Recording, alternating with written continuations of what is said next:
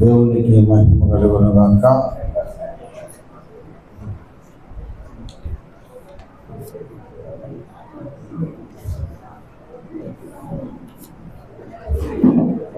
ఒక చరణం పాడతాను, ఒక చరణం, ఒక పల్లవి. ఉడికే వాతావరణ మార్పు కొరకు సి షార్ప్ అయినా చూద్దాం.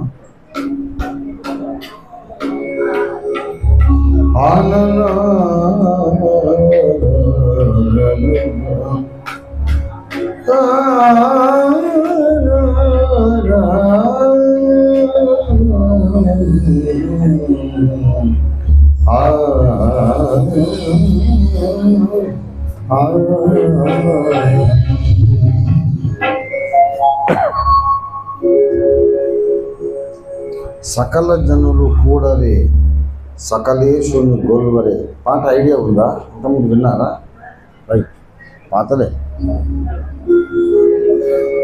సకల జనులు కూడలే సకలేశుని గోల్వరే, సకల జనులు కూడలే సకలేశుని గోల్వరే, దిక్కులన్నీ పెక్కడల్లది నాదుడే సునామము పాడుచుకొని ఆడరే, దిక్కులన్నీ పెక్కడల్లది నాదుడే సునామము పాడుచుకొని ఆడరే, సకల జనులు సకలేశుని గోల్వరే, సకల జనులు కూడలే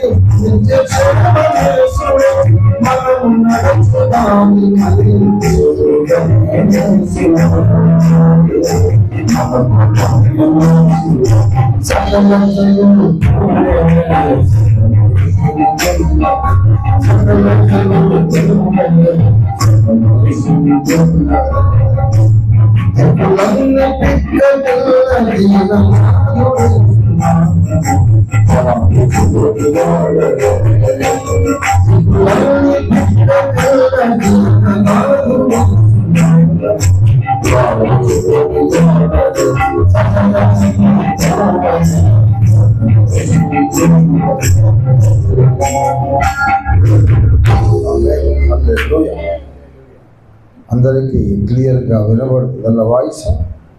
చాలా సంతోషం. ప్రభునందు ప్రియులారా, మరోసారి అశోక్ బాబు అలాగే అరుణమ్మ వారి కుటుంబాన్ని దేవుడు ఆశీర్వదించి వారి కొరకు నిర్మించి ఇచ్చినటువంటి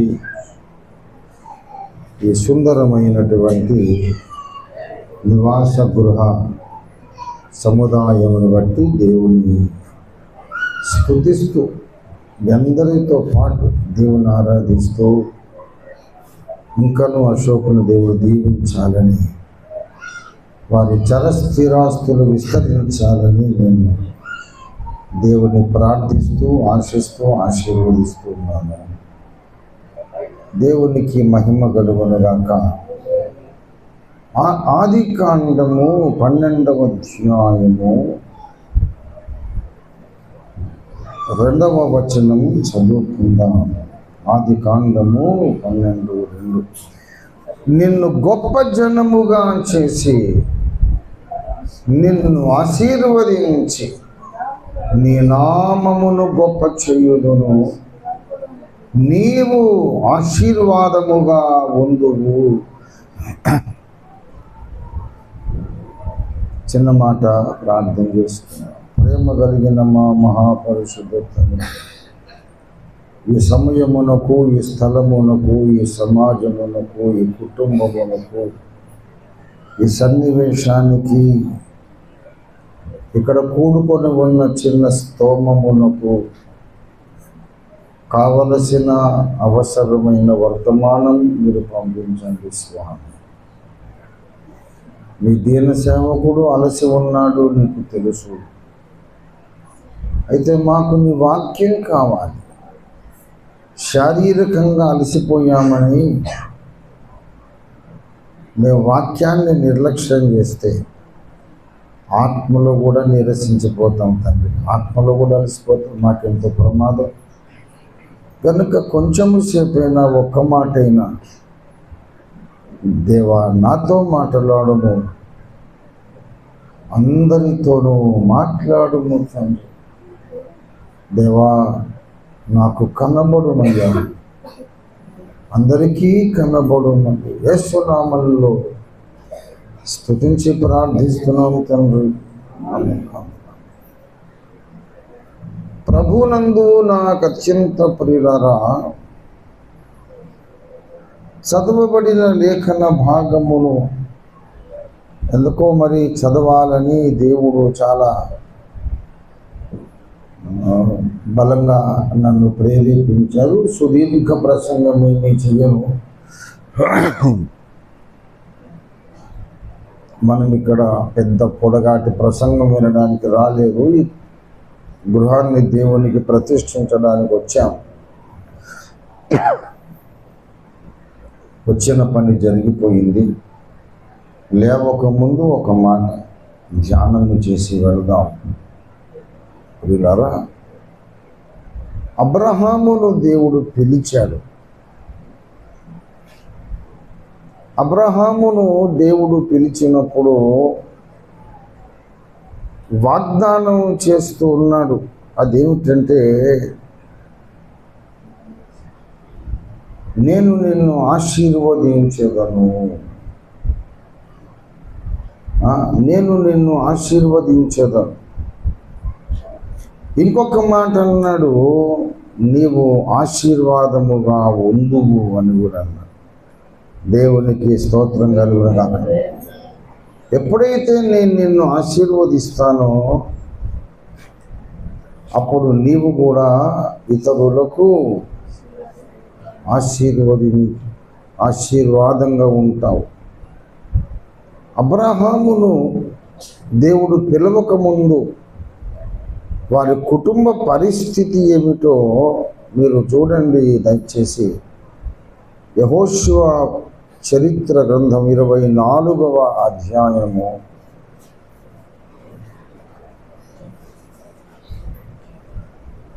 24:14. కాబట్టి మీరు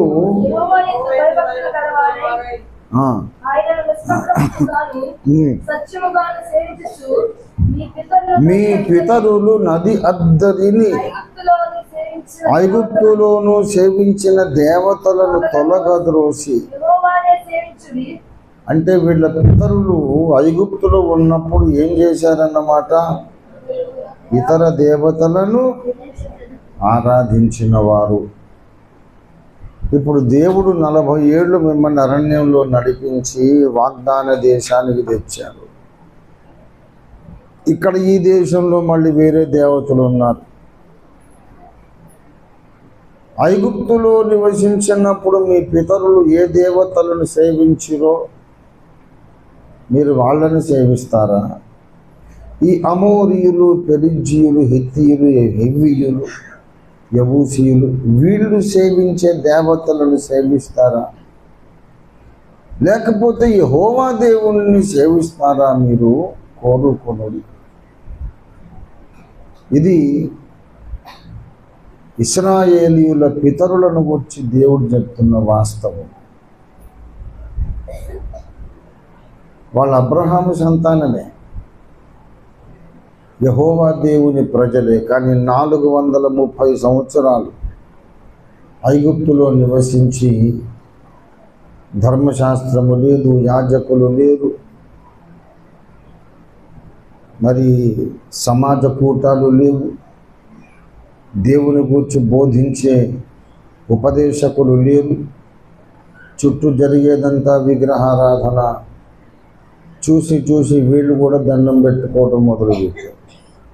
దేవుడే చెప్తున్నాడు, మీ పితరులు ఐగుప్తుల్లో వేరే దేవతలకు ధూపం వేశారు కదా, మీకు ఇష్టమైతే మరి వాళ్ళను సేవించండి.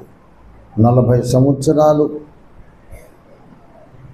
మన్నాను కురిపించి మిమ్మల్ని పోషించి అనేక అద్భుతాలు చేసి ఇక్కడి వరకు తెచ్చాను, అయినా సరే నాకు బాధ లేదు, మీ ఇష్టమే, మీరు కావాలంటే యెహోవాను సేవించవచ్చు, లేదా ఇప్పుడు కూడా మీకు ఇష్టమైతే వేరే దేవతలను. దేవుడు జెంటిల్మన్ అండి. దేవుడు చాలా సాధు సరళ స్వభావుడు, చాలా జెంటిల్మన్, డీసెంట్ జెంటిల్మన్. ఎరా ఇన్ని అద్భుతాలు చేశాను, నన్ను వదిలేసి మళ్ళీ ఎటని వెళ్ళారంటే తొక్కి నారదీస్తాను, ఏం చేస్తే ఏమనుకుంటున్నారు, తోలు ఒలుస్తాను, ఒళ్ళు దగ్గర పెట్టుకోండి అని అనడం లేదు. మీకు చాయిస్ ఇస్తున్నాను, మీరు అభిమానంతో ఇష్టంతో ప్రేమతో నన్ను వెంబడించాలి, కానీ నేను మిమ్మల్ని బలవంత పెట్టను. యెహోషువ ద్వారా దేవుడి మాట పలుకుతున్నాడు. అది దేవుని మనస్సు, దేవుని మనస్సు. అంటే ఇశ్రాయేలీయుల పితరులు ఒకప్పుడు అన్య దేవతలను సేవించారు. ఇప్పుడు వీళ్ళ పితరులు మాత్రమే కాదు, మనం అబ్రహాము సందర్భం ఎత్తుకున్నాం కదా, అబ్రహాము యొక్క పెద్దలు కూడా 24వ అధ్యాయం యెహోషువ 2వ వచనం, ఆది కాలము నుండి మీ పితరులు అనగా అబ్రహామునకు నాహోరుకు తండ్రి అయిన తెరహు కుటుంబీకులు యూఫ్రటీసు నది అద్దరిని నివసించి వాళ్ళు కూడా ఇతర దేవతలను పూజించారు. ఇతర దేవతలను పూజించినది తెరహు కుటుంబము. తెరహు యెహోవా దేవుడే నిజమైన దేవుడు అన్న జ్ఞానం కలిగిన వాడు కాదు. దేవుడు తన్ను తాను అబ్రహాముకు బయలుపరుచుకొని, ఈ దేశములో మీరు ఆరాధించే ఈ దేవతలనే సృష్టికర్త కాదు, నేను సృష్టికర్తను అని అబ్రహాముకు బయలుపరుచుకున్నాడు దేవుడు. స్తోత్రం. యూదు చరిత్రకారులు, ప్రపంచ చరిత్రకారులు చెప్తారు ఏంటంటే, అబ్రహాము యొక్క పితరులు ఇతర దేవతలను పూజించటమే కాదు, అక్కడ విగ్రహములను చేసి అమ్మి వ్యాపారం చేసేవాళ్ళట. అది వాళ్ళ జీవనోపాధి. అప్పటికే బహుదేవతారాధన ఉన్నది. అబ్రహాము కంటే ముందటి వాడే కదా నిమ్రోదు, అబ్రహాము కంటే ముందే కదా బాబెలు గోపురం. అసత్య దేవతారాధన అక్కడే కదా మొదలైంది. భూమి మీద ఉన్నటువంటి ఏకీయమైన వాటికన్నిటికీ తల్లి మహాబబులోను, దానికి తల్లి బాబెలు గోపురం. అక్కడ అనేక అసత్య దేవతల ఆరాధన ప్రారంభమైంది. కనుకనే సర్వోన్నతుడగు దేవుని యాజకుడుగా మెల్కీసెదెకు రావాల్సి వచ్చింది. యాజకుడు అంటే 2 పనులు చేస్తాడు. ప్రజల పక్షంగా దేవుని ముందు విజ్ఞాపన ప్రార్థన చేస్తాడు, దేవుని పక్షంగా ప్రజలతో మాట్లాడుతాడు. వాళ్ళ పాపాలు క్షమించు తండ్రి, వాళ్ళని ఆశీర్వదించు, వాళ్ళని కాపాడు, క్షేమము దయచేయమని ప్రజల కోసం దేవుని ముందు విజ్ఞాపన చేస్తాడు. ఇది దేవుని వాక్కు, దేవుడు ఇలా చెబుతున్నాడు అంటూ మళ్ళీ ప్రజలతో మాట్లాడుతాడు. దేవునికి ప్రజలకు మధ్య ఒక మధ్యవర్తి, ఒక వారధి, ప్రధాన యాజకుడు మెల్కీసెదకు. ఆయన ఒక పట్టణానికి రాడు, షాలేం అనే పట్టణానికి రాజు, నీతికి రాజు, సమాధానపు రాజు, సర్వోన్నతుడు దేవునికి యాజకుడు. అంటే యేసుప్రభువే. ఆయన యొక్క తాత్కాలిక అవతారం అది. కన్యమర్య గర్భంలోకి రాకముందే అనేక సార్లు భూమి మీదకి వచ్చాడు, వెళ్ళాడు అంటాడు. మీకా చెబుతాడు. మీకా 5వ అధ్యాయము 2వ వచనం చూడండి దయచేసి. బెత్లెహేము ఎఫ్రాతా, స్వల్ప గ్రామమైన నా కోసం ఇశ్రాయేలును ఏలబోవాడు ఎలో నుంచి వస్తాడు. పురాతన కాలము మొదలుకొని శాశ్వత కాలం ఆయన అద్దిగది. శాశ్వత కాలం ప్రత్యక్షము అగుచునే ఉన్నాడు. ఎవరైతే బెత్లెహేములో పుట్టబోతున్నాడో ఆయన పురాతన కాలము నుండి ప్రత్యక్షం అవుతాడు.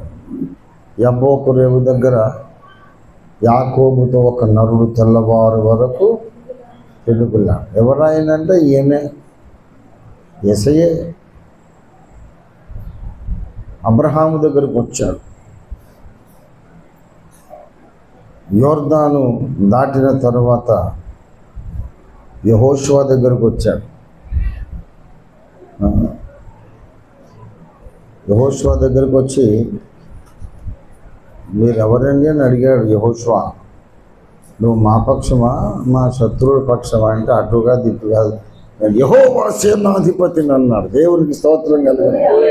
యెహోషువ చరిత్ర గ్రంథం 2వ అధ్యాయము 2 కాదు కొంచెం ఆగండి.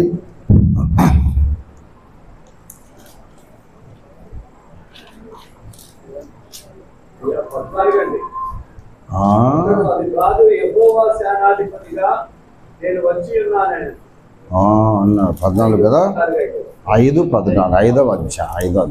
Thank you. 5వ అధ్యాయం 5 దాదాపు చివరిన 5:14 13 చదవండి బ్రదర్ ముందు.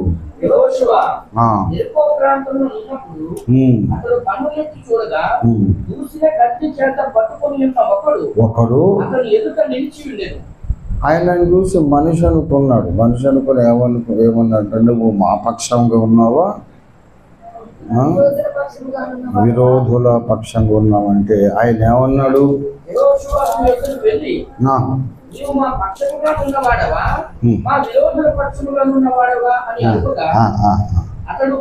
అతడు ఏమన్నాడు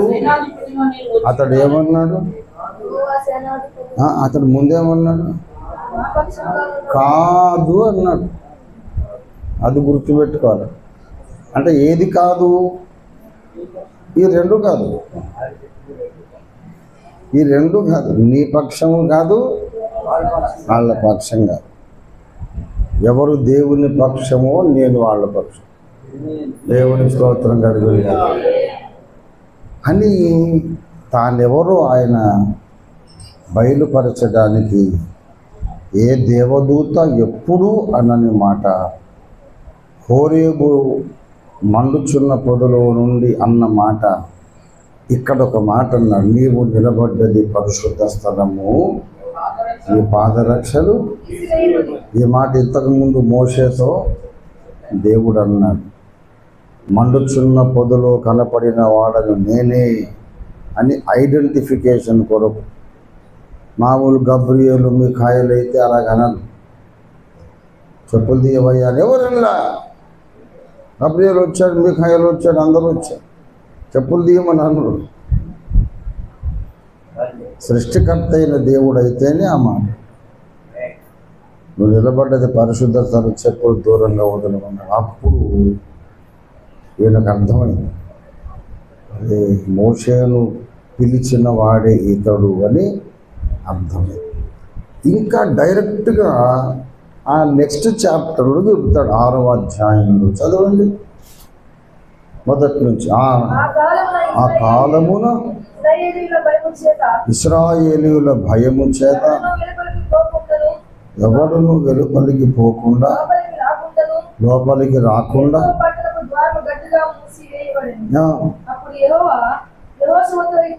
అప్పుడు యెహోషువతో ఎవరు మాట్లాడుతున్నారు? అంతకుముందు నేను ఎవరిని చెప్పుకున్నాడు ఆయన? యెహోవా సేనాధిపతి. 5లో ఎవరైనా యెహోవా సేనాధిపతి. 6:2లో ఎవరు? యెహోవా. ఈయననే పలుమార్లు కీర్తనల గ్రంథంలో సైన్యములకు అధిపతి యెహోవా, సైన్యములకు అధిపతి యెహోవా అని పిలిచాడంటే త్రిత్వంలో 2వ వ్యక్తిగా ఉన్నవాడా, దేవుని కుమారుడా, బెత్లెహేములో అవతరించబోచున్నవాడా, యెహోవా సేనాధిపతి అని అర్థం. సైన్యములకు అధిపతి యెహోవా అని పిలిచాడంటే ఆది సంభూతుడా, దేవుని కుమారుడా, 2వ వాడ, దేవుని త్రిత్వంలో 2వ వాడ అని అర్థం. ఎందుకంటే ఏ రాజ్యానికైనా ఒక రాజు ఉంటాడు, రాజుకు సైన్యం ఉంటుంది, సర్వసైన్యాధ్యక్షుడు ఒకడు ఉంటాడు.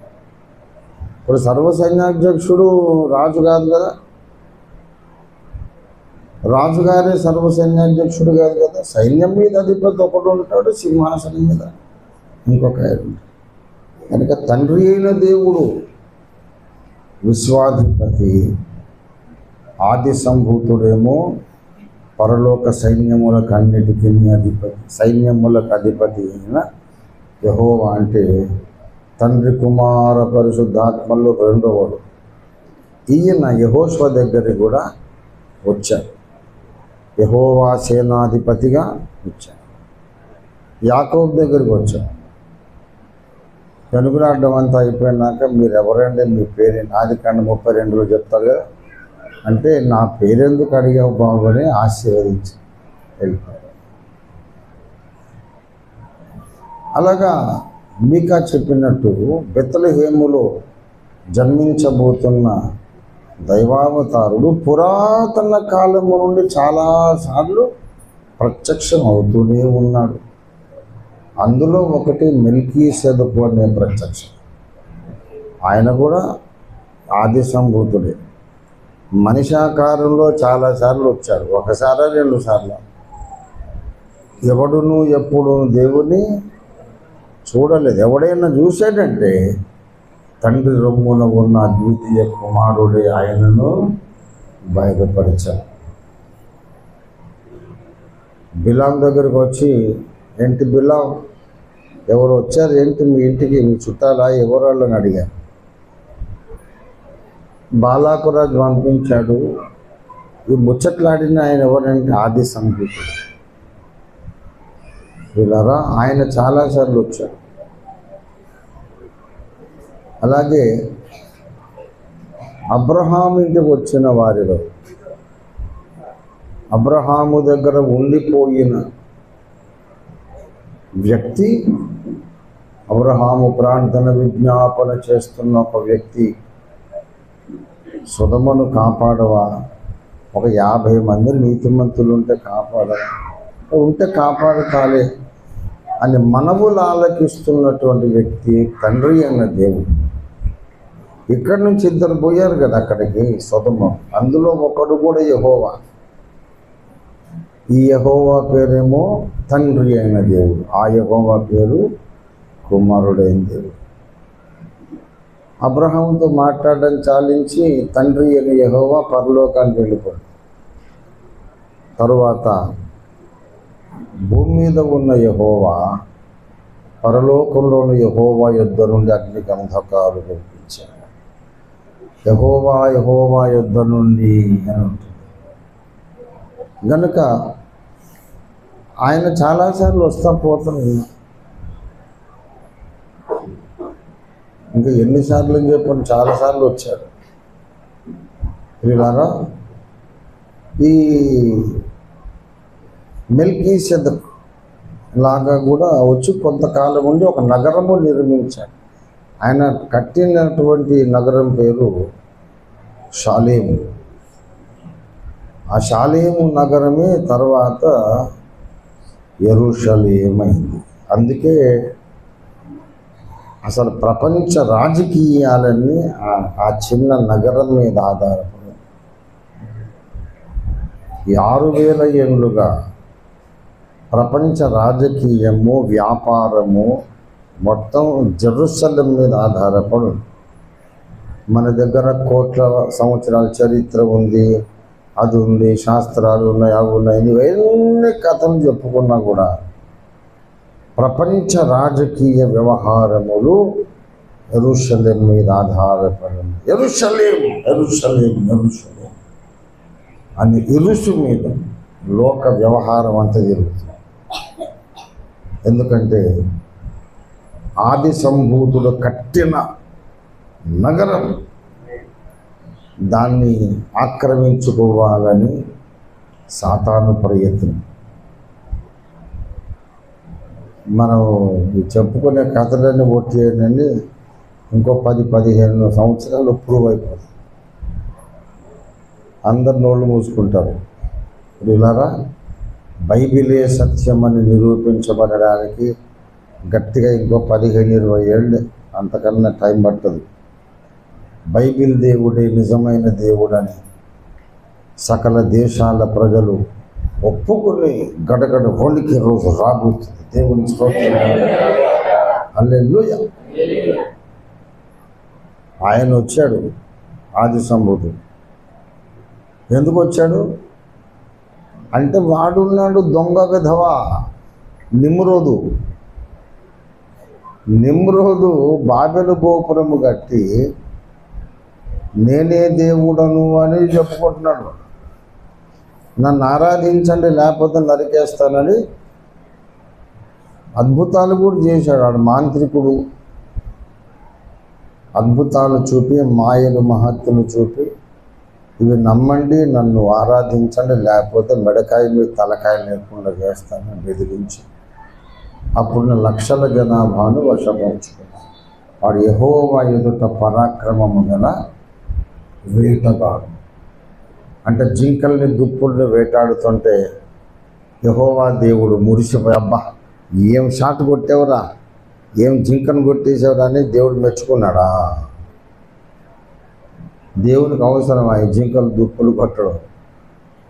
వాడు వేటగాడు అంటే మానవాత్మల వేటగాడు.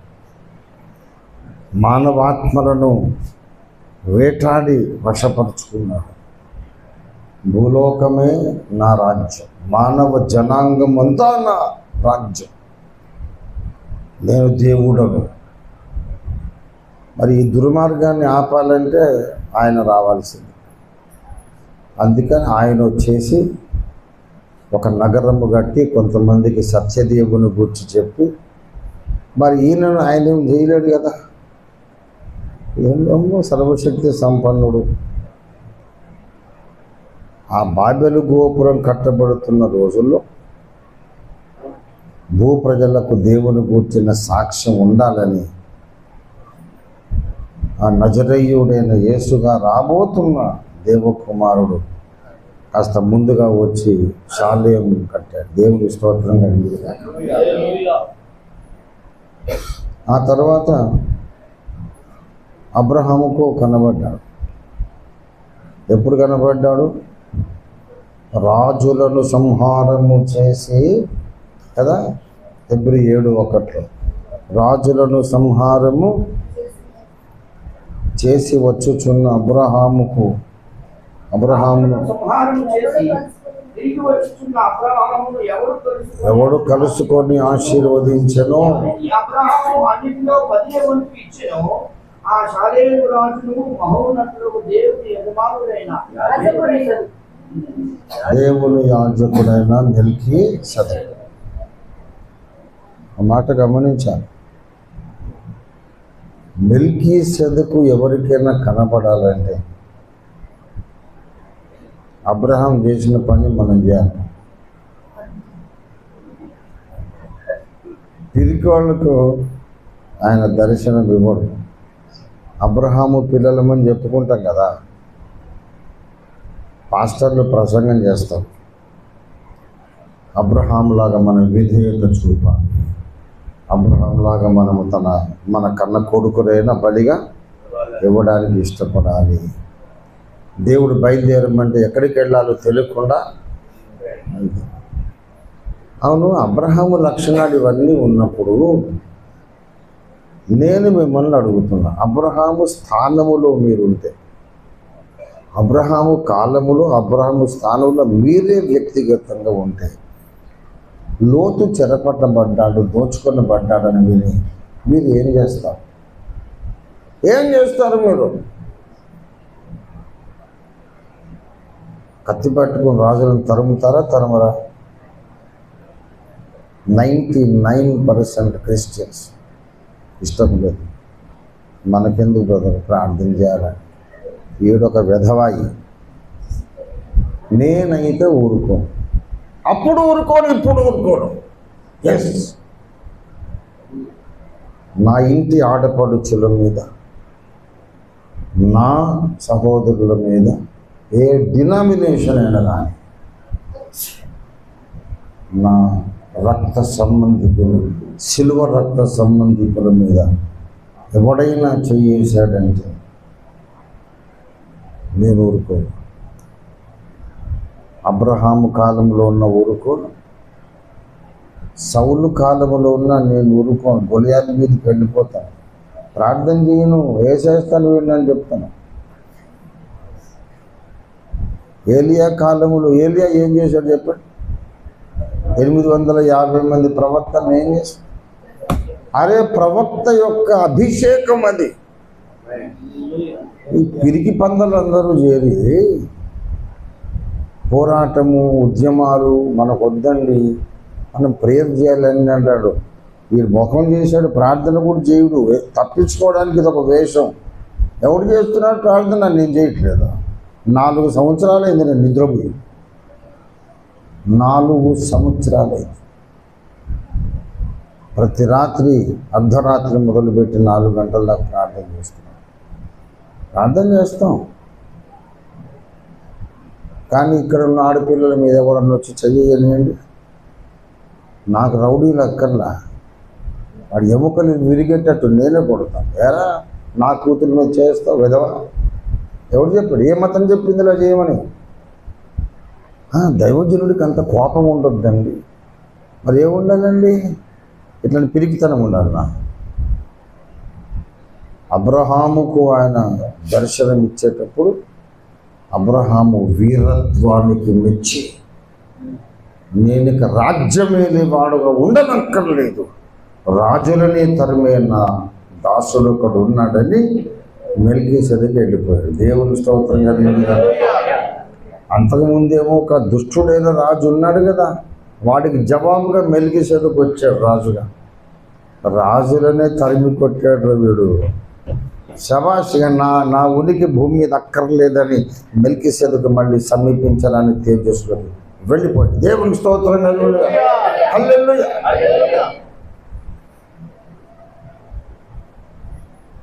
అయితే నేను భూమి మీద నుంచి వెళ్ళిపోయిన సర్వోన్నతుడగు దేవునికి యాజకులుగా ఒక జనాంగాన్ని కంటాడితాడు. అబ్రహామే యాజకుడు కాకపోవచ్చు, కానీ ఇశ్రాయేలు వంశమును దేవుడేమన్నాడు? మీరు యాజక రూపమైన యాజకుల వంశాన్నే కంటాడు అని దేవునికి ఎప్పుడు నమ్మకం కలిగిందంటే, నాన్నగారు చేసే విగ్రహాల సంగతి అబ్రాహాముకు నచ్చల. ఇది నా చిన్నప్పుడు పెద్దలు చెప్పినటువంటి చరిత్ర.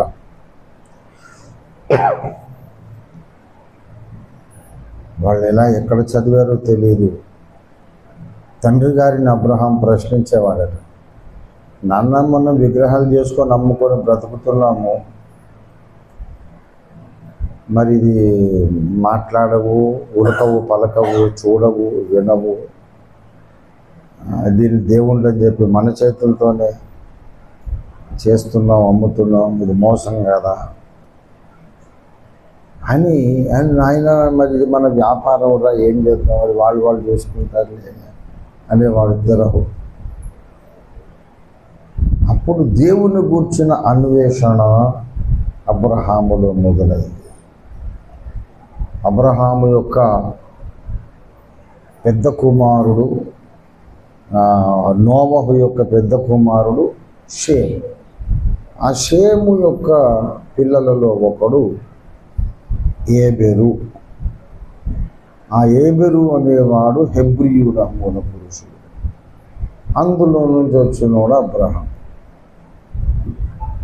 కాబట్టి ఈయన ఆలోచిస్తున్నాడు, మా నాన్నగారు ఇన్ని దేవతలు చేసి అమ్ముతున్నాడు, మరి నోవహు తాతతో మాట్లాడిందేవుడు, జలప్రళయం పంపించిందేవుడు, ఆలోచనలో పడ్డాడు. ఫైనల్గా డిసైడ్ అయిపోయాడు, నాకు దేవుడు కావాలి, మా నాన్న తాత నమ్మినటువంటి దేవతలు కాదు, అసలైన దేవుడు కావాలి. ఏమండి, వెదుకువానికి నేను దొరుకుతాను అన్నాడు. అందుకే అబ్రహాముకు ఆయన ప్రత్యక్షమైంది, నేను యెహోవానని చెప్పాడు. దేవుని స్తోత్రం కలుగును కనుక అబ్రహాము యొక్క పితరుడైనటువంటి తండ్రి అయిన తెరహు కుటుంబీకుడు యూఫ్రటీస్ అవతల నివసించి అనేక దేవతలను కొలిచారు. అందులో నుండి అన్వేషకుడుగా దేవుణ్ణి మెప్పించి దేవ దర్శనం పొందినవాడు అబ్రహాం. అబ్రహాము దగ్గరికి వచ్చింది కూడా తండ్రి అయిన దేవుడు కాదు, కుమారుడైన దేవుడు. పురాతన కాలము నుండి ఆయన ప్రత్యక్షమవుతూనే ఎన్నోసార్లు ప్రత్యక్షం అవుతూ వచ్చి ఫైనల్గా ఒక శాశ్వత అవతారం ఎత్తాడు. అంతకుముందు అన్నీ ఏమని చెప్పాను, తాత్కాలిక అవతారం. ఒక పని కొరకు వచ్చాడు, మళ్ళీ ఆ శరీరం మళ్ళీ వాడడు, ఒకసారి వాడింది మళ్ళీ వాడడు. యాకోబుతో పెనుగులాడడానికి వచ్చాడు, ఆ శరీరం అంతే ఏళ్ళక్కడ చిలక్కోయ తగిలిస్తాడు, ఎక్కడ సమీపించరాని తేజస్సుడు. అలాగే మోషే దగ్గరకు వచ్చాడు, యెహోషువ దగ్గరకు వచ్చాడు. ఇలాగూ అనేక మంది దగ్గరికి వచ్చాడు. అబ్రహాము దగ్గరికి వచ్చినప్పుడు ఆయన అంటాడు, నేను నిన్ను ఆశీర్వదించదను, నీవు ఆశీర్వాదముగా ఉంటావు. ఆశీర్వాదముగా ఉండడం అంటే అర్థం ఏంటి? నేను చెప్తున్నాను, అనేక మందికి నీవు ఆశీర్వాదముగా ఉండడమే దేవుడు నిన్ను ఆశీర్వదించడం. దేవుని స్తోత్రం కలుగునుగాక. దేవుడు ఆశీర్వదించడం అంటే ఆస్తులు విస్తరించడం, ధనము, కనకము, వస్తువులు, వాహనాలు అన్నీ ఉండడం. ఇది కాదు ఆశీర్వాదం అంటే. కొంతమంది చెప్తారు, ఇల్లు కట్టుకున్నాను దేవుడు దీవించాడండి, కారు కొనుక్కున్నాను దేవుడు దీవించాడండి, చక్కటి పిల్లలు ఉన్నారు దేవుడు దీవించాడండి, తులాల కొద్ది కిలోల కొద్ది బంగారం కొనుక్కున్నాను దేవుడు దీవించాడండి, పదవులు ఉన్నాయి, హోదాలు ఉన్నాయి, దేవుడు ఆశీర్వదించాడు. ఇది ఆశీర్వాదం కాదు. కిలోల కొద్ది బంగారం ఆహాబుకు కూడా ఉంది, లేదా ఆడు మహారాజు, యెజెబెలు మహారాజు. కిలోల బంగారం, తులాలు కాదు. నరమైతే ఇంత పెట్టుకొని తులం, అది ఎక్కడైనా అది కనపడాలని అందరికీ తిప్పలు పట్టి చూపెట్టేటట్టు కనబడేటట్టు చేస్తూ ఉన్నాం. వాళ్ళకి ఇంటి నిండా బంగారమే. కానీ దయ్యాల పాలైపోయినాడు. సౌలు రాజు ఉన్నాడు, బంగారం లేదా?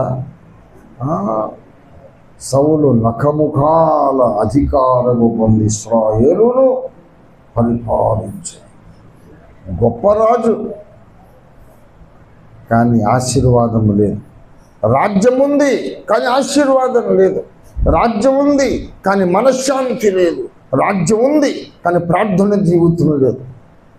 రాజ్యం ఉంది కానీ సాక్ష్యం లేదు. రాజ్యం ఉంది కానీ దేవుని పనిలో అతడు ఒక సాధనము కాదు. దేవుడు దీవించాడు, సింహాసనం ఉంది, కిరీటం ఉంది, బంగారం ఉంది, వెండి ఉంది, అన్నీ ఉండవు, కానీ ఆశీర్వాదం లేదు. దేవుని బిడ్డలారా, ఈ లోక సంబంధమైనటువంటి ఇండ్లు, ఆస్తులు, వెండి బంగారాలు, చరస్థిరాస్తులు కలిగి ఉండడం అది ఆశీర్వాదం కాదు అని నేను అన్నా కదా. మనం బ్యాలెన్స్డ్గా ఉండాలి. మరి ఏంటంటే సార్ ఆశీర్వాదం అంటే ఏంటి? ఏమి లేకుండా బికారిగా బిచ్చమెత్తుకోవటం ఆశీర్వాదం.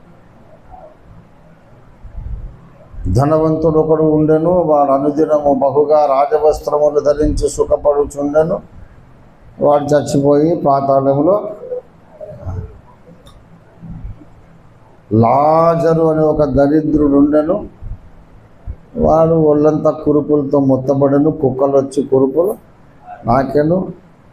ధనవంతుని బల్ల మీద నుండి పడే రొట్టె ముక్కలతో ఆకలి తీర్చుకున్న గోరెను. దరిద్రుడు, వాడు చచ్చిపోతే పాతి పెట్టబడినని కూడా రాయబడలేదు. ధనవంతుడు చనిపోయి పాతి పెట్టబడి, ఈ పేదోడు చచ్చిపోతే వాడిని తీసుకెళ్ళి పాతి పెట్టే శ్రమ ఎవరు తీసుకుంటారు?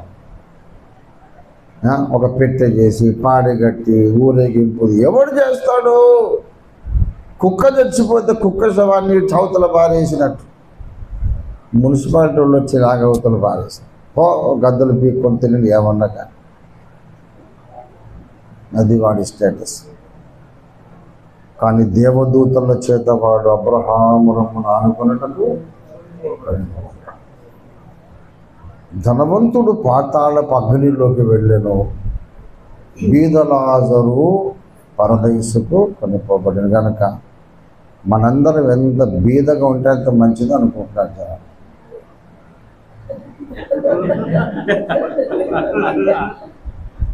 ఏదైనాకి వచ్చే చాలా డబ్బులు వచ్చే ఉపాయం ఏదైనా అమ్మమ్మమ్మ పాతాళానికి పోతావు. మనం ఎప్పుడు బిచ్చబెత్తుకుంటూ ఉండాలి, అప్పులు చేస్తూ ఉండాలి, బ్రతుకంత అప్పులు తీర్చుకుంటూ ఉండాలి.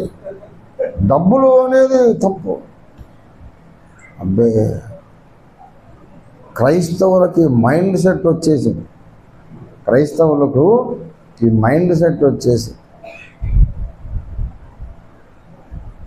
ఏదైనా బిజినెస్ పెడదామండి, లేకపోతే ఏదన్నా చేద్దాం, చాలా డబ్బులు వస్తాయండి అంటే వద్దు సార్, మన డబ్బులు వద్దు సార్. ఎస్ఐ ఏం చెప్పాడు? బీదలైన మీరు. మరి వీడు బీదోడైపోయి ఏం డబ్బులు ఇస్తాడు? వీడు ఇవ్వక మరి పాస్టర్లేమో అమెరికాకు ఉత్తరం రాసుకోవడానికి తప్పనిసరి అయిపోయాయి. అందుకని ఇప్పుడు అమెరికా మతం అంటున్నారు. వాడెవడు? మనం ఇప్పుడు మన ఊర్లో మనం సేవ చేసుకుంటే వాడెవడు డబ్బులు ఇవ్వడానికి? సేవకు రమ్మని వాడు పిలిచాడా? ఏసై పిలిచాడా? సువార్త ప్రకటించేవారు సువార్త వలన జీవనం చేయాలి, విశ్వాసులు దశమ భాగం ఇవ్వాలి. మరి వీడికి రూపాయి ఉంటే కదా 10 పైసలు ఇచ్చేది. 10 రూపాయలు ఉంటే రూపాయి ఇస్తాడు. బీదలే ధన్యులు అనుకుని వీడు 1 రూపాయి లేకుండా కూర్చున్నాక ఏమి ఇస్తాడు? అలా సైతాను దేవుని ప్రజలను బలహీనపరిచాడు. బీదలాజరు పరదేశికి వెళ్ళాడు, అబ్రహాము రొమ్మున అనుకున్నాడు. ధనవంతుడు ఎక్కడికి వెళ్ళాడు?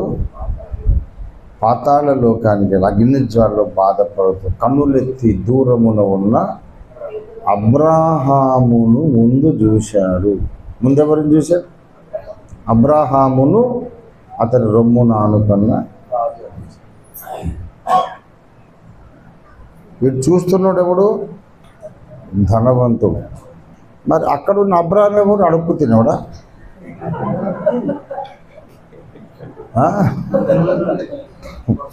పాతాళంలో అగ్ని జ్వాలలో ఉన్నాడు వీడు ధనవంతుడైతే, వీడు బాబు, వీడి తాత ఆయన. అబ్రహాం ఎవరు? వెండి బంగారములు కలిగి బహు హేతు కుమారులు అన్నారు. అయ్యా నువ్వు మా మధ్య మహారాజు. అసలు ఏం మనిషి అండి అబ్రహాము. ఎవడు సరిపోతాడు ఆయన ముందు?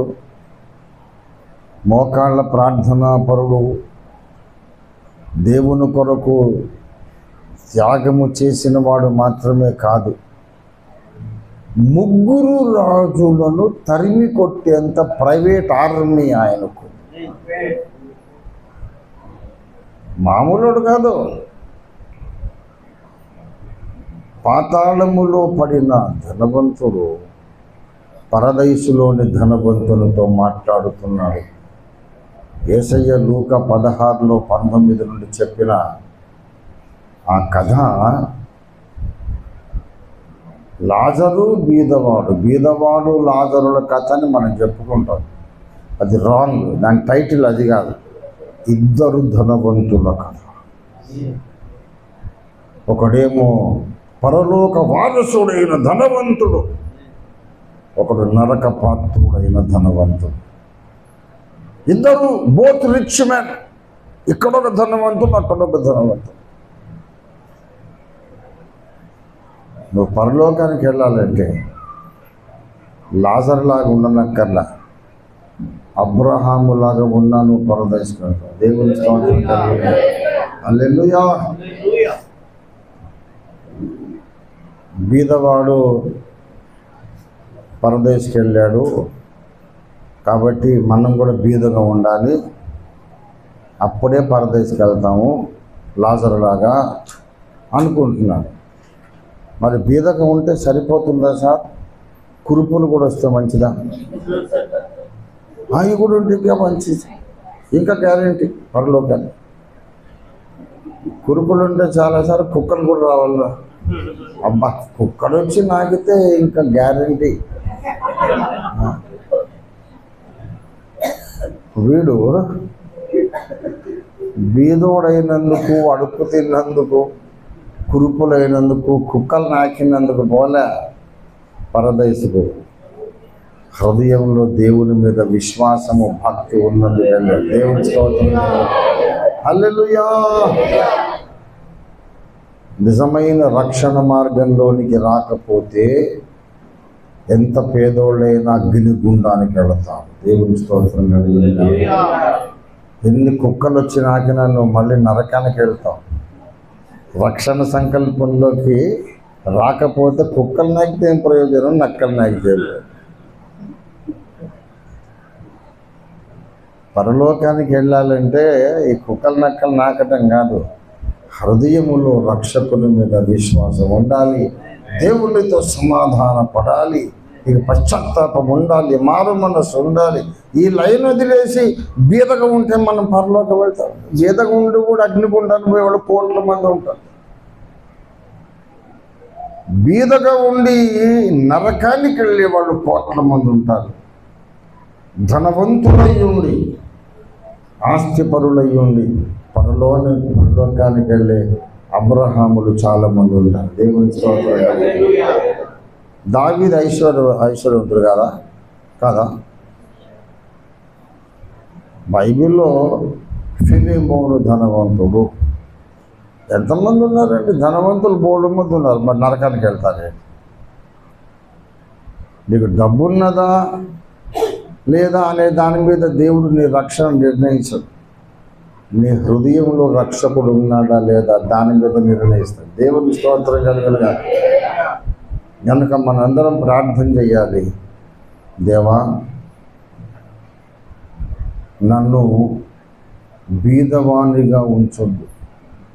నీ కొరకు పని చేయడానికి, నీ సువార్త ప్రకటించడానికి, ఆత్మలు సంపాదించడానికి, అబద్ధ బోధలు పెకలించడానికి, సత్యాన్ని స్థాపించడానికి నీ ప్రణాళికను నేను ఆర్థికంగా సపోర్ట్ చేయడానికి,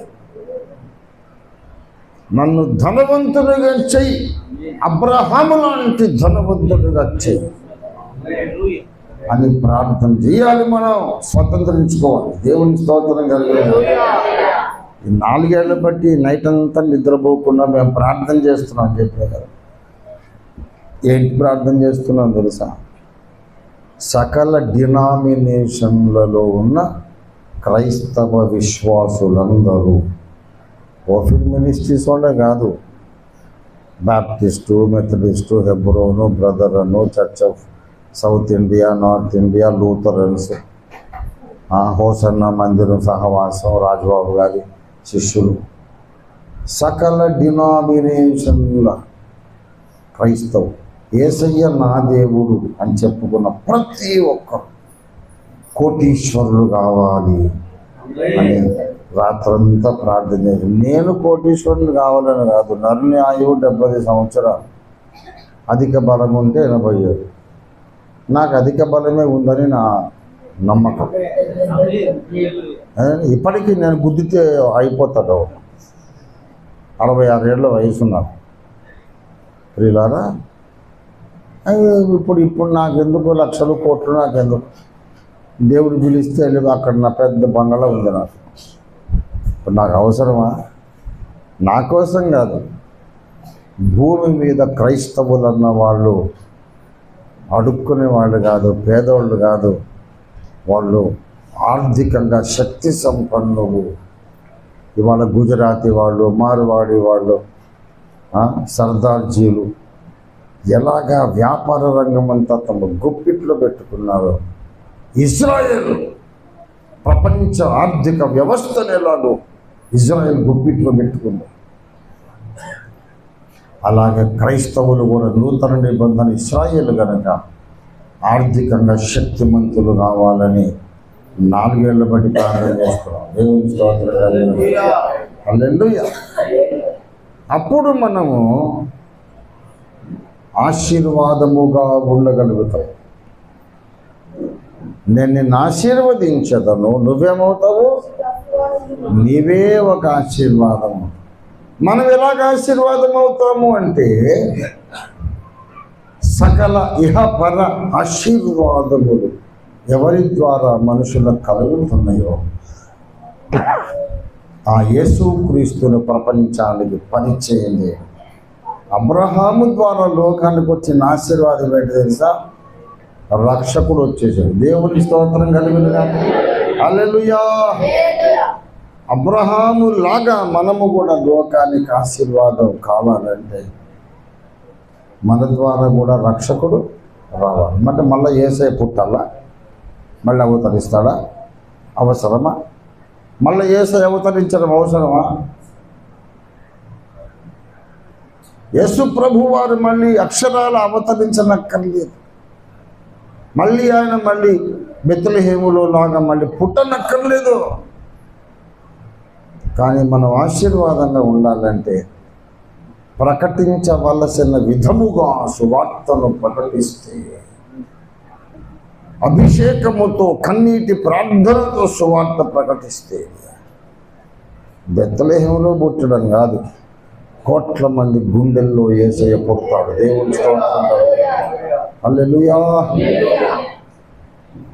యేసుక్రీస్తు వారు అనేక కోట్ల మంది ప్రజల హృదయాల్లో ఆయన ప్రవేశించున్నట్లుగా మనం ఏం చేయాలి? సువార్త ప్రకటించాలి, ప్రార్థన చేయాలి. ప్రపంచమంతటా సువార్త ప్రకటించాలంటే ఎలాగంటే యేసయ్య చెప్పాడు సింపుల్గా, మీరు సర్వలోకానికి వెళ్ళి చెప్పండి. ఏంటి గ్రేట్ కమిషన్? మీరు సర్వలోకమునకు ఎలాగెళ్తావు? డబ్బు లేకుండా. ఇప్పుడు మీరు రూపాయి ఇవ్వను, రష్యాకి పోండి. నీకు రూపాయి ఇవ్వను, అమెరికాకి పోండి, ఆఫ్రికాకి వెళ్తారా? హైదరాబాద్ కూడా పోలేదు కదా. హైదరాబాద్కి వెళ్ళి రావాలంటే 2000 రూపాయలు ఖర్చు. మరి అక్కడ భోజనం చేయాలి. సర్వలోకానికి వెళ్ళమన్నాడు, జేబులో రూపాయి లేదు, ఎలా వెళ్తావు? దానికి అర్థం ఏంటంటే నా ఆజ్ఞ మీరు నెరవేర్చి సర్వలోకాన్ని సువార్తతో నింపాలంటే అందుకు తగిన ధన సమృద్ధి కూడా మీకు ఉండుట నా చిత్తము అని యేసయ్య ప్రకటిస్తున్నాడు. దేవుని స్తోత్రం. హల్లెలూయా. ధన సమృద్ధి ఉండాలండి, కానీ మన జల్సాల కొరకు కాదు, సువార్త ప్రకటన కొరకు మనం ఐశ్వర్యవంతులు కావాలి. దేవుని స్తోత్రం కలుగునుగాక. హల్లెలూయా. మనకు ఆస్తులు ఉండాలి, ఆ ఆస్తి దేవుని కొరకు వాడబడాలి. మనకు ఆస్తులు ఉండాలి, అది సువార్త ప్రకటన కొరకు, ఆత్మల రక్షణ కొరకు వాడబడాలి. చాలా ఆస్తిపాస్తులు భవనాలు అన్నీ ఉన్నాయి, కానీ సువార్త కొరకు వాడబడరు. వాడు ఎవడన్నమాట? ఆహాబు. ఏమండి, వాడికి రాజభవనం ఉంది, సైన్యం ఉంది, వెండి బంగారాలు ఉన్నాయి, యెజబెలుకు ఉపయోగపడుతున్నాడు. కనుక ఇక్కడున్న ప్రతి ఒక్కరికి దేవుడు మంచి, ఒక్కొక్కరి కనీసం 10 అంతస్తుల బిల్డింగ్ ఉండాలి, కానీ లిఫ్ట్ ఉండాలని నేను ఆశీర్వదించాను. మరి పనిలో పనిగా మనం అన్ని సర్దుకొని చెప్పుకోవాలి. మరి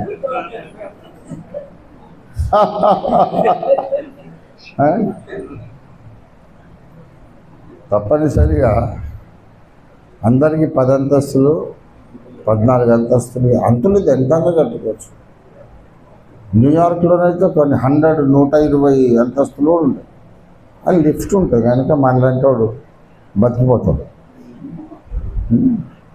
కనుక మీకు అందరికీ దేవుడు ఆయన చిత్తం 20 అంతకంటే పైన అంతస్తుల భవనాలు దేవుడు మీకు ఇవ్వాలి, with lift and parking place ఏమండి ఇచ్చి. ఎందుకు ఇవ్వాలి తెలుసా? 100 అంతస్తులు ఎందుకు సార్? మనం ఉండటానికి ఒక అంతస్తు సరిపోతుంది కదా అంటే, మరి అదే మరి తిరకాసు. 100 అంతస్తుల బిల్డింగ్ ఇవ్వాలి, ఒక అంతస్తులో నువ్వు నీ కుటుంబం ఉండాలి, 99 అంతస్తులు అద్దెకి ఇవ్వాలి, ప్రతి నెల డబ్బులు వస్తాయి, అందులోంచి నువ్వు దశంభాగం తీసుకోవాలి. ఏం తీసుకోవాలి? 100కు 10 రూపాయలు నువ్వు తప్పు కలిసాను. దేవునికి దశంభాగం నువ్వు దేవుని బిడ్డవు, నువ్వే దశంభాగం తీసుకో. 100కి 10 రూపాయలు నువ్వు తీసుకో, 90 యేసయ్యకి ఇచ్చేసి. దేవుని స్తోత్రం. హల్లెలూయా. అప్పుడు సర్వలోకానికి సువార్త ప్రకటించబడుతుంది. దేవునికి స్తోత్రం కలుగునుగాక. హల్లెలూయా. దేవుని బిడ్డలారా, మనందరం ఆశీర్వదింపబడాలి, ప్రపంచానికి ఆశీర్వాదంగా ఉండాలి. అందుకే దేవుడు అబ్రహామును పిలిచాడు. అబ్రహాము దగ్గరికి వచ్చినా, యాకోబు దగ్గరికి వచ్చినా, యెహోషువ దగ్గరికి వచ్చినా ఎందుకు వచ్చాడు ఆయన? వీళ్ళను లోకానికి ఆశీర్వాదముగా చేయటానికి. ఈనాడు కూడా మన దగ్గరికి వస్తాడు ఆయన.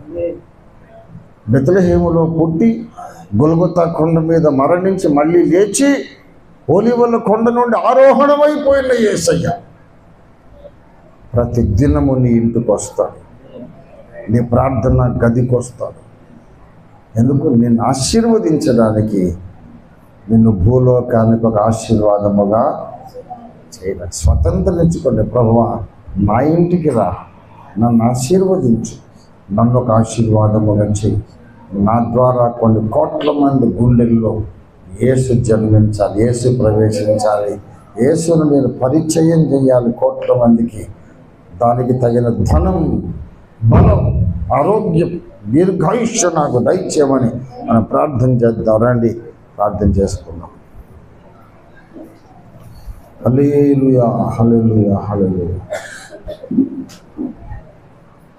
రౌరదరవ శకందర దిహారదర రియాదర బరవందరీద కబరీదర వరాస్య పూరియందర దహుందర దర బరడియాందర బడబరియార కలందర బదహు బరీదర కరాందర బరి పౌరదర బర హుంబర బర శిఖరందర బర హుందలీ కరాందర బరి శిఖాందర బరి.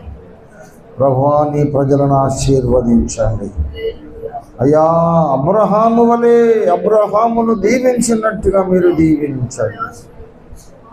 మీ ప్రజలందరూ ధనవంతులై రాజులను తరిమి కొట్టగలిగిన వీరులై ధీరులై రక్షకులు అనేక మంది జీవితాల్లోకి తెచ్చువారై మీ ప్రజలందరూ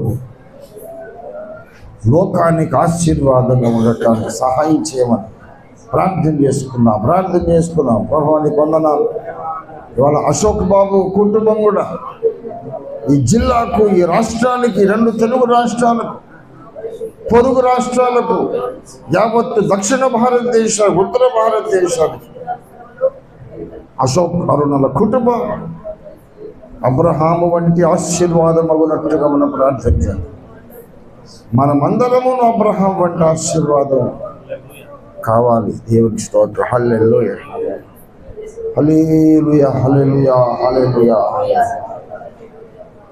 సిరద కలదర బరర హుదల బర శరందర హుదరి వరాందర బర ధికారదర బర హుందరి వరాసి కొరీందర రనందర బర హుందరి కరాందర బర రియాదర వరాసి. ప్రేమ కలిగిన మా మహాపరిశుద్ధ తండ్రి, జీవము కలిగిన మా మిక్కిలి గొప్ప దేవ, నిజంగా నీవెంత గొప్ప దేవుడవయ్యా.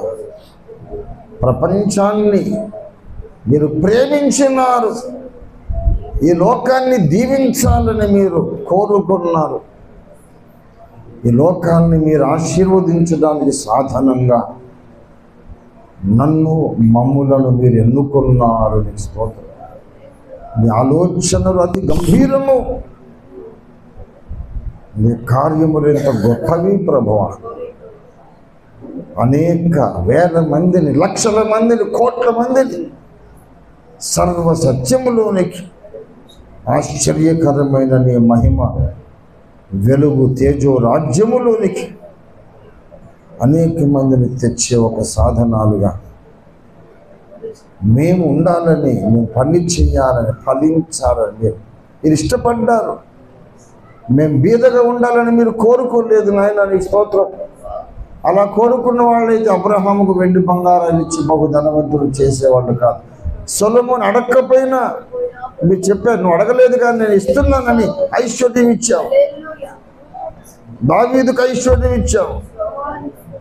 అడుగుతే ఇవ్వబడుతుందని చెప్పిన గొప్ప దేవ, అడుగుచున్న నీ పిల్లలు మాకెందుకు ఇవ్వరు నాయనా? ఎందుకు ఇవ్వరు తండ్రి? అడగని సొలొమోనుకి ఇచ్చారు, అడుగుతున్న మాకెందుకు ఇవ్వరు నాయన? మా మనస్సే, మా మైండ్ సెట్ అడ్డంగా ఉంది. దాన్ని మీరు సెట్ రైట్ చేయండి. ధనవంతుడు కాగానే పాతాళానికి పోవాల్సిన అవసరం లేదు. పరదేశంలో నుండి మాట్లాడుతున్న అబ్రహాము కూడా వీడిని మించిన ధనవంతుడనే ప్రత్యక్షత ప్రతి క్రైస్తవ మనస్సులో మీరు ఉంచమని ప్రార్థన చేస్తున్నాం. పాతాళానికి పోయే ధనవంతులుగా మేము ఉండొద్దు. పరదేశంలో ప్రవేశించిన అబ్రహాము వంటి ధనవంతులుగా ప్రతి క్రైస్తవ విశ్వాసాన్ని తప్పకుండా చేయండి తండ్రి. ఇది మేము అడిగి ఉన్నాము, పొందుకొనుచున్నాము, స్వతంత్రించుకుంటున్నాము. క్రైస్తవ సమాజము రిచెస్ట్ కమ్యూనిటీగా దేశ ప్రపంచ ఆర్థిక శక్తిని తన గుప్పిట పెట్టుకున్నటువంటి సెకండ్ ఇజ్రాయెల్గా, 2వ ఇజ్రాయెల్ జనాంగంగా, మధ్యప్రాచ్యంలోని ఇజ్రాయెల్ కంటే శక్తివంతమైన ఇజ్రాయెల్గా క్రైస్తవ సమాజం ఉండటం సహాయం చేయండి. గొప్ప కార్యం చేయండి, కొత్త కార్యం, నూతన కార్యం చేయండి. పరిస్థితులు తారుమారు చేసేయండి. క్రైస్తవులంటే అలుసుగా తీసుకున్న వాళ్ళు గడగడ వణికి భయముతో కుప్పకూలిపోవునట్లుగా బలమైన కార్యాలు, ఘనమైన కార్యాలు, గొప్ప కార్యాలు, అద్భుత కార్యాలు, శూర కార్యాలు, ఆశ్చర్య కార్యాలు జరిగించండి తండ్రి. దీనికి అడ్డుగా నిలిచిన నాయకులకు మారు మనసైన ఇవ్వండి, లేకపోతే 3వ ఆకాశానికి తీసుకుపడతారు. భూమి మీద నీ ప్రజలందరూ అబ్రహాములు కావాలి, రాజులను తరిమి కొట్టగలగాలి. హేతుకుమారులలాగా ప్రతి క్రైస్తవుడు సాక్ష్యం పొందాలి. అయ్యా మీరు మహారాజులని అనిపించుకోవాలి. బైబిల్ నెరవేరాలి. బైబిల్లోని దేవుడుగా క్రైస్తవుల బ్రతుకుల్లో మీరు ప్రత్యక్షం కావాలి. తప్పకుండా మీరు దిగిరండి, అద్భుత కార్యాలు చేయండి, ఆశీర్వదించండి.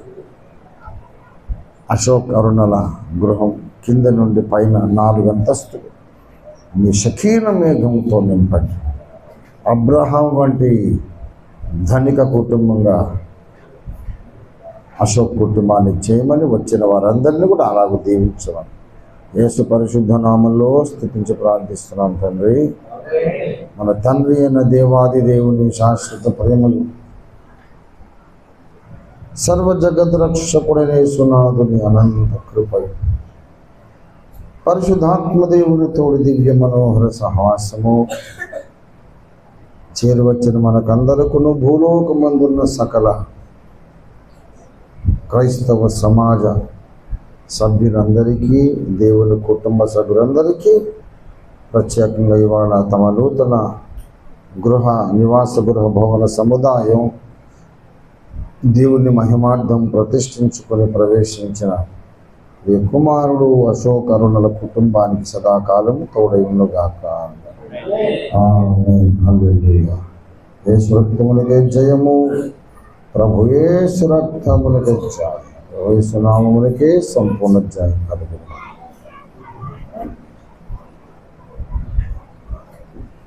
అందరికి వందనాలు. అశోక్ బాబు.